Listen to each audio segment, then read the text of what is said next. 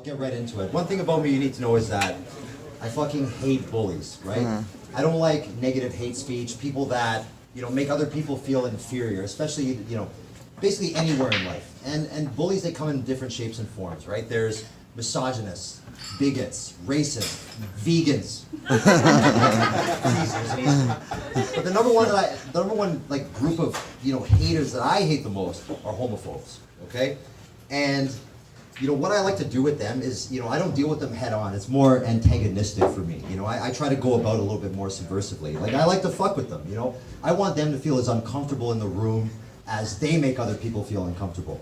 But if you follow my logic, you're sort of saying, okay, Ryan, but you say that you hate bullies, but now you're becoming a bully, so technically you hate yourself.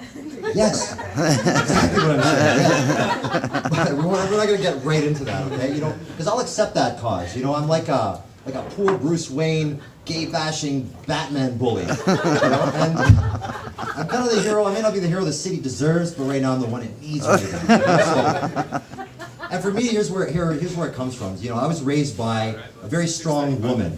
And she's sitting here tonight. She turned 65 years last month. Okay.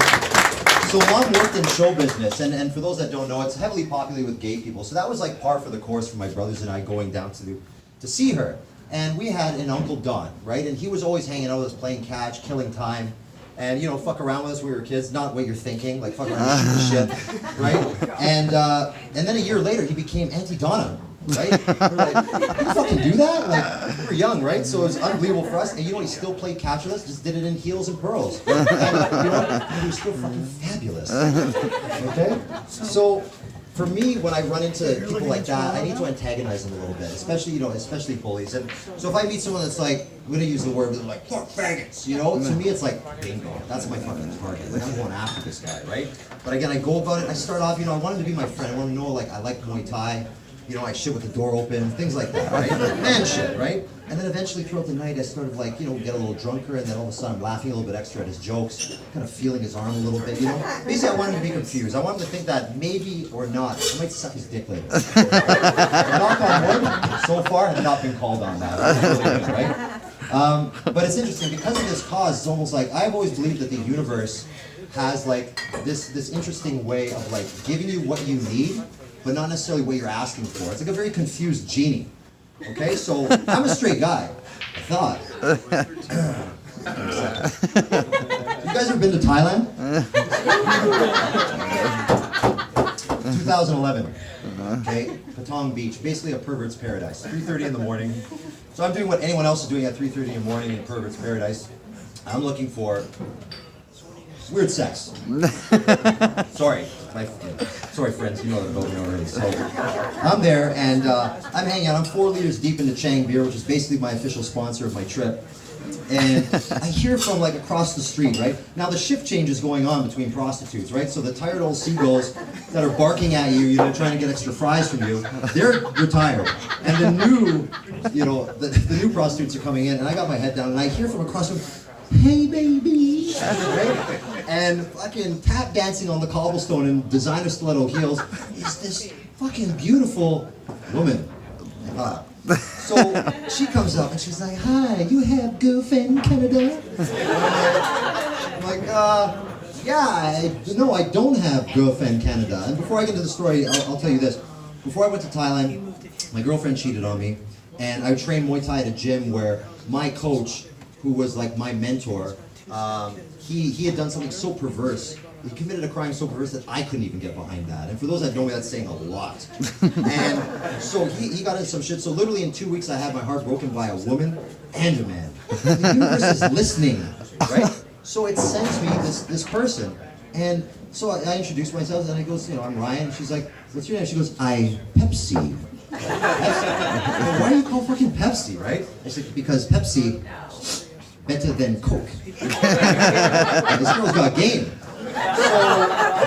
So we start conversating, right? We're shooting the shed. I eventually break it down. Like, there's no note for this in the Lonely Planet guidebook for perverts. But like, if you meet a Thai woman that's got fake boobs, basically it means she's a ladyboy. Okay, so she was probably born a dude, and then transition to this phenomenal creature in front of me. And I'm a shallow person. I did the check from the feet up, right? So like ankle to calf ratio, check. Hips, waist, bust, check. I'm like, fuck, what's going on right now, you know?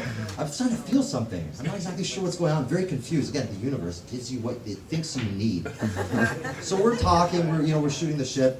And I'm asking her, I'm like, I'm a pretty easygoing guy. We basically get to the point where I know, she admits to me that she's a lady boy. And she's telling me, when I grew up, I wanted to be like a Disney princess. And fuck did she accomplish that. But she had a German boyfriend who basically lived in Germany, had a wife and kids, and souped her up like an import car, right? And turned her into this marvelous creature in front of me like a busty Thai Disney princess Elizabeth Taylor. It was insane. And we're talking, I see her, but like, I'm a pretty easygoing guy, but what happens to you when you run into like a violent situation with a guy? And she's like, oh baby, I have protection. And she pulls out a fucking Bowie knife that's like 7 inches long. I'm like, your violence is kind of turning me on right now. Like, this shouldn't be happening.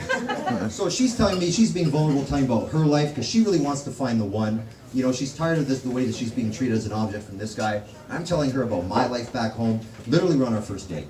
Like, it just happened that way. We're fucking talking, we're having a great time. And then basically, the night starts to wrap up, and the point of this story, I guess, that I'm trying to get to is that, we're two people that met each other in that place and time, and like, life is shit sometimes. Life sucks. So when you're bashing and you're talking shit, for all the homophobes out there, that have things to say, this is what I always go when I'm fucking with them. The one thing I always say is like, you might, I was pretty sure on what I enjoyed in life, and you might think that you got it all figured out, and that, you hate this gay shit, but my answer to you is always this: you just haven't met a guy that you really want to kiss yet. That's my Pepsi. Thank you guys.